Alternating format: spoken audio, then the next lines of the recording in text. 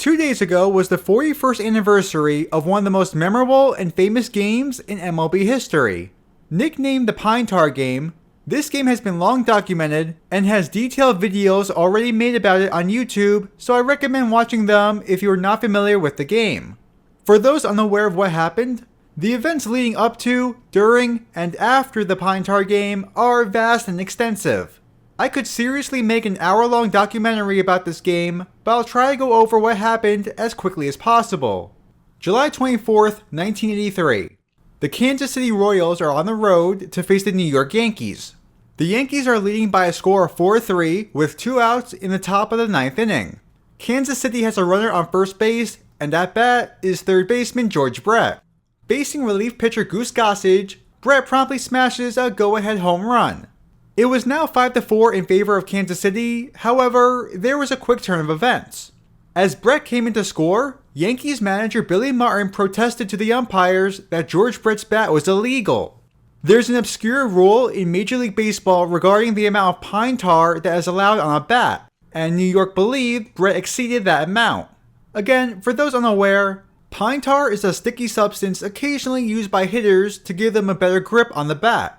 Pine tar itself is legal to use on a bat, but it can't exceed a certain amount. To quote the exact rule in question, the bat handle, for not more than 18 inches from its end, may be covered or treated with any material or substance to improve the grip. The umpires got together for several minutes, inspected the bat, and came to the conclusion, yes, there was too much pine tar and the bat was illegal. Home plate umpire Tim McClelland ruled Brett out, and then chaos ensued. Well, the Yankees win. He's out. Yes, sir. Brett is out. Look at this. Brett is out. Instead of the Royals being ahead 5-4, Brett being ruled out gave the Yankees a 4-3 victory. Although, it wouldn't stay that way for long. Kansas City immediately protested the game, and in a very rare decision, American League President Lee MacPhail upheld the protest and ruled in favor of the Royals. He said the pine tar used was not in violation of the rule, and ordered the game to resume from the moment of the home run. The game didn't start right away though, it took almost a month to finish it. Let's just say the Yankees used every legal injunction they could find to postpone the game indefinitely. Clearly, it didn't work. The Royals came back to Yankee Stadium on August 18th, and the two teams played the final 4 outs, giving Kansas City a 5-4 victory. Congratulations, you now know about the pine tar game. Believe me, there is a lot more to discuss. The amount of information and events that took place, especially in that month-long span, can't fit in a 10-minute video, but maybe one day I'll make a video dedicated to this. Anyway, if the home run and protest are the main parts of the story, what exactly does a bat boy have to do with all of this? As it turns out, this entire ordeal, from the bat inspection, to the ejection, to the confrontation, to the reversal of the ruling, to all the craziness that occurred afterwards, may have never happened at all if not for one person. We remember this game over 40 years later, not thanks to Billy Martin, George Brett, or Tim McClelland, but instead to the Kansas City Royals bat boy. Yes, you heard that right. The entire pine tar incident falls on the shoulders of someone not even associated with the play.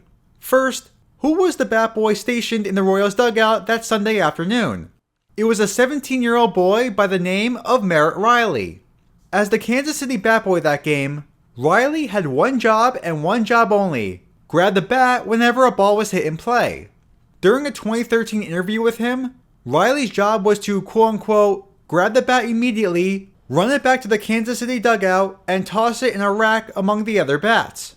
I went ahead and looked at every single ball the Royals put in play to see how quick Riley went out to grab the bat, and sure enough, he picked it up right away.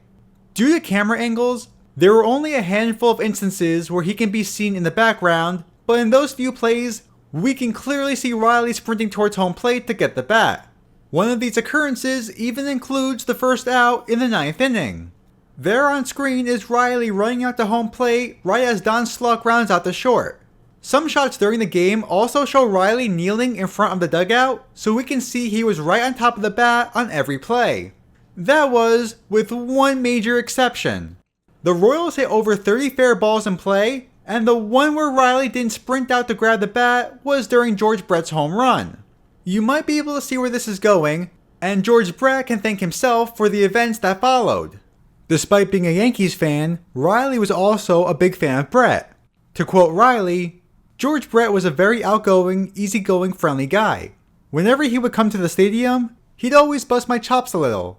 He called me Spalding. I thought that was cool. The article also states that Brett liked Riley and treated him like a little buddy. Obviously, the young bat boy looked up to the third baseman, and when Brett came through with the go-ahead home run, Riley admired it rather than going for the bat and returning it to the dugout. To quote Riley again, the Yankees had a rule. You had to go to home plate, get the bat, and run back to the dugout. You couldn't stand there and wait for the player to round the bases to high-five him. The story goes that Riley went out to home plate to get the bat as Brett was rounding the bases, but didn't retreat to the dugout right away. That was the opportunity for the Yankees. As Riley puts it, I was a die-hard Yankee fan, but something kept me there with the bat in my hand, and I waited there for him as he rounded the bases. Sure enough, I gave him a high five and then started back to the dugout. And that is when Billy Martin started yelling from the Yankee dugout to Rick Cerrone, telling him to check the bat, check the bat. If I would have just picked it up and run back, they wouldn't have been able to get to it in time. Riley almost got away with the bat thanks to the actions of the catcher Rick Cerrone. As mentioned in a newspaper article from July 1983, Riley was heading back to the dugout with the bat when Cerrone called him over for it. He gave the bat to the catcher, but then Cerrone gave it back to Riley. As Cerrone puts it, I forgot what I was supposed to check the bat for. I checked for cork in the bat. Since there was no cork, I flipped the bat back down. To reiterate what I just said, Merritt Riley didn't retreat to the dugout after George Brett hit the home run, but instead was waiting for him at home plate. That allowed catcher Rick Cerrone to call for the bat, which Riley surrendered to him. Cerrone then gave the bat back to Riley, and the bat boy started heading towards the Royals dugout. Luckily for Cerrone and the Yankees, Martin was already talking to home plate umpire Tim McClelland by this point, and since the bat was still on the field and not in the dugout, they were able to flag down Riley again and retain the bat for good. According to the same article in question, once the umpire had possession of the bat, the Royals started screaming at Riley for what transpired. Royals manager Dick Hauser yelled at Riley, "Why did you give him the bat? What the heck were you thinking?" Kansas City first baseman John Wathen told the Yankees clubhouse manager, "You gotta fire that kid." I even found a shot of Royals outfielder Leon Roberts yelling at Riley as he came back to the dugout. Riley was advised to hide in the Yankees clubhouse to avoid the Royals, where following the game, New York pitching coach Jeff Torborg comforted the bat boy, saying that the Yankees paid him, not the Royals. During the whole situation, did Riley say, "I was 17 and I'm sitting on the bench and thinking my life is over." At that point in life, things like that seem so big. Fortunately, things wouldn't last that way for long. He went back into the Kansas City clubhouse after some time, thinking the Royals players had left. But lo and behold, George Brett himself was still there and noticed Riley had come back.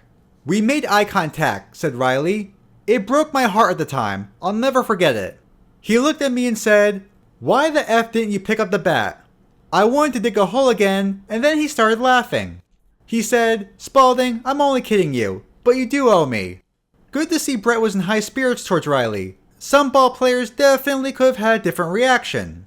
In the end, this entire situation worked out for George Brett. Lee McPhail overruled the umpires, and Brett was credited with the home run, and Kansas City won the game. Riley recalls that the next season in 1984, he asked Brett to autograph a bat previously owned by him that was used a day prior on July 23rd. He's kept that bat as a souvenir ever since. In 2013, Brett himself stated, "It turned out to be a pretty good deal for me. Instead of being remembered as the guy who had hemorrhoids, I'm the pine tar guy. I ended up doing a commercial for Emery Air Freight that paid me 6 figures. So it turned out pretty well for me. Tell Riley I owe him 10%. So after all this happened, Riley ended up with a priceless souvenir, Brett got a home run and notoriety out of it, and 41 years later, we remember the famous tirade George Brett had on the field following the ruling, something that only happened thanks to bat boy Merritt Riley.